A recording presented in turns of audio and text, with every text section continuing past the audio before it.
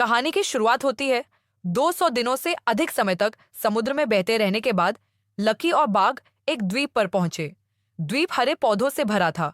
उन्होंने पौधों की जड़ों का सार सहजता से रख दिया और इसका उपयोग करके सीधे द्वीप में प्रवेश कर गए। यहाँ उन्होंने हजारों की संख्या में छोटे जानवर देखे। वह साफ तालाब में कूद गया, पानी पिया और आजादी से तैरने लगा।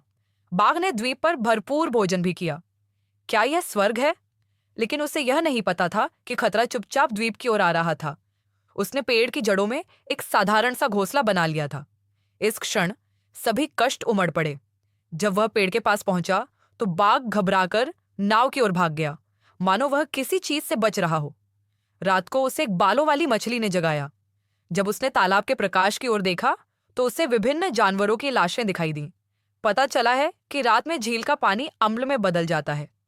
एक नाविक को एक हरे रंग का नववर्ष का फूल भेजा गया और जब उसे खोला गया तो उसने पाया कि वास्तव में उसके अंदर एक मानव दांत छिपा हुआ था। दूसरे दिन लकी ने पर्याप्त पानी और भोजन एकत्र कर लिया और इस खतरनाक द्वीप को छोड़ना चाहा। जाने से पहले उसने जोर से टाइगर का नाम पुकारा। उसने कभी उम्मीद नहीं की थी कि बाघ सचमुच उसके पास वापस आएगा। 227 दिनों तक समुद्र में जीवित रहने के बाद वे समुद्र तट पर पहुंचे और किनारे तक पहुंचने के लिए अपनी शेष बची ताकत भी खर्च कर दी। टाइगर भी बिस्तर से कूद पड़ा। इस समय वह आगे बढ़ चुका था और जंगल के किनारे पर रुक गया। उसे डर था कि वह पीछे मुड़कर उसकी ओर देखेगा, लेकिन उसे उम्मीद नहीं थी कि बाघ जंगल में चला जाएगा। उसे एक बच्चे की तरह बचाया गया, लेकिन बचाए जाने के बाद की खुशी के कारण वह बिना सांस लिए ही चला गया। इसके तुरंत बाद कंपनी ने जहाज के डूबने के कारण की जांच करने के लिए लोगों को भेजा। एकमात्र जीवित बचे व्यक्ति के रूप में उसने उन्हें शानदार कहानियां सुनाई, लेकिन जांचकर्ताओं ने उन पर विश्वास नहीं किया। यह कहानी बहुत विचित्र है और इसमें कई संदिग्ध बिंदु हैं, जैसे कि चिंपांजी द्वारा बनाए गए केले ऊपर तैर रहे थे।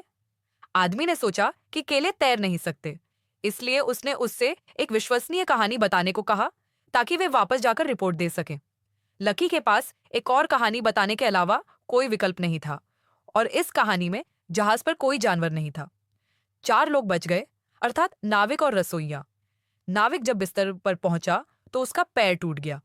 इसके तुरंत बाद रसोइये ने, जिसके पैर में संक्रमण था, दुश्मन की मदद करने के बहाने उसकी बेरहमी से हत्या कर दी और उसके मांस का उपयोग मछली पकड़ने के लिए किया। इस बात को लेकर उसकी मां का उससे विवाद भी हुआ था। गुस्से में आकर उसने रसोइया को हटा दिया। उसने सोचा कि रसोइया उसकी मां को मार देगा, लेकिन उसने ऐसा किया। इसके बाद उसने नाविक का मांस सुखाया और 1 सप्ताह तक उससे क्रूरतापूर्वक खाया। उसने गलती से एक कछुआ पकड़ लिया और स्वर ने उसे पीट दिया। उसकी मां उसे रोकने के लिए दौड़ी, लेकिन उसे बेरहमी से मार दिया गया और उसके शरीर को जला दिया गया। समुद्र में दूसरे दिन ही सभी की मृत्यु हो गई और रसोइये ने उसका बदला नहीं चुकाया। बाद में लकी अकेले ही प्रशांत महासागर को पार कर गया और बच गया। लकी की दूसरी कहानी अधिक क्रूर और अधिक विश्वसनीय है, लेकिन इसमें भी कई समस्याएं हैं। उदाहरण के लिए, रसोइये को लकी की मां ने थप्पड़ मार दिया था और उसके लिए पलटवार न करना असंभव था। उसने नाविक के मांस का उपयोग किया और यह और भी अधिक असंभव था कि उसकी मां को बिना प्रतिरोध किए मार दिया जाए। तो फिर असली कहानी क्या है? फिल्म की शुरुआत में ही संकेत मिलता है कि लकी के पिता बचपन से ही लकवाग्रस्त थे। यद्यपि उसने एक कछुए को बचाया, लेकिन बचाव के लिए सबसे पहले आगे आने वाला कछुआ जेब्रा या पानी नहीं था। वहां कोई रसोइया या नाविक नहीं था, बल्कि 4 सदस्यों का परिवार था। लकी और उनके भाई नाव पर अपने पिता के टूटे हुए पैर से संक्रमित हो गए, लेकिन नाव पर अत्यधिक रक्त के रिसाव के कारण उनकी मृत्यु हो गई। भोजन न होने के कारण बड़े भाई को बहुत भूख लगी, इसलिए उसने मछली पकड़ने के लिए अपने पिता के मांस का उपयोग किया। इस बात को लेकर मां का भाई से विवाद भी हुआ। भाई ने कछुए को थप्पड़ मारा और भाई ने थप्पड़ का जवाब नहीं दिया। बाद में उसने अपनी मान्यताओं के कारण जानबूझकर कछुए को जाने दिया और उसके भाई का उससे विवाद हो गया। वह सदमे में आगे बढ़ा, लेकिन अपने भाई से हार गया, क्योंकि वह अपने भाई की हत्या के समय प्रतिरोध न करने के लिए दोषी महसूस कर रहा था। यह बात कई कपड़ों की दुकानों के लिए सही है, लेकिन क्या आपको लगता है कि पूरी कहानी यही है? फिल्म के अंतिम दृश्य में हुओ की कंपनी की बीमा रिपोर्ट से एक बहुत ही गहरा संदेश सामने आया। इसमें दर्ज किया गया कि उस दिन कोई असामान्य मौसम नहीं था, जिसका अर्थ है कि तूफान वास्तव में पेड़ों के कारण आया था और बचे लोगों ने विस्फोट सुना था, इसीलिए यह अनुमान लगाया गया कि जहाज पानी से टकराया होगा। तो फिर यह कहां से आया?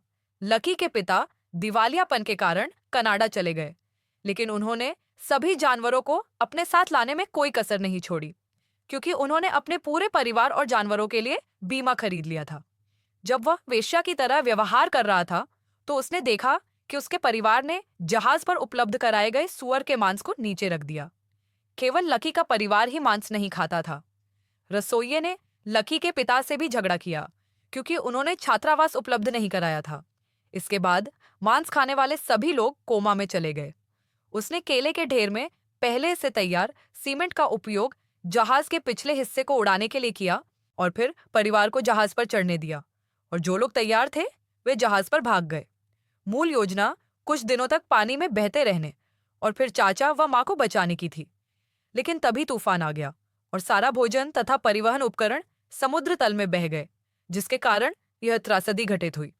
तो पूरी कहानी का कारण वास्तव में लकी के पिता द्वारा बीमा धोखाधड़ी करने के लिए की गई क्रूर कार्रवाई थी। लकी के पिता, जो एक अच्छे इंसान थे, ने उसे झुकते हुए देखा और लकी को पता चल गया कि उनके परिवार के अलावा मैदान पर वास्तव में एक पांचवा सदस्य भी मौजूद था। वह चूहा कौन था जिसका पक्षी के पीछे पीछा किया गया था? लकी ने कहा कि उसकी स्मरण शक्ति इतनी अच्छी थी कि वह ब्लैक बोर्ड पर ठीक 3 पाई लिख सकता था, लेकिन उसे अपनी प्रेमिका से अलग होना पड़ा। हालांकि वह बाद में अपनी प्रेमिका से मिलने के लिए भारत लौट सकते हैं। मेरे परिवार के पीछे मुझे दिखाओ तो भारत आनंदी है, क्योंकि इस समय वह आलंदी से अलग नहीं था। आलंदी चुपके से व्हेल हाउस में घुस गया और अपने पिता द्वारा किए गए बुरे कामों का पता चलने पर उसने आनंदी को लाइफ बोट में छिपा दिया। आनंद ने जाने से पहले जो लाल पत्थर दिया था, वह भी बाद में सफेद हो गया। जब वह नरभक्षी द्वीप पर पहुंचा, तो उसने चाचा की जड़ पर 100 देवताओं को रख दिया, वास्तव में यह संकेत देते हुए कि यह सड़क लकी की प्रेमिका आनंदी थी।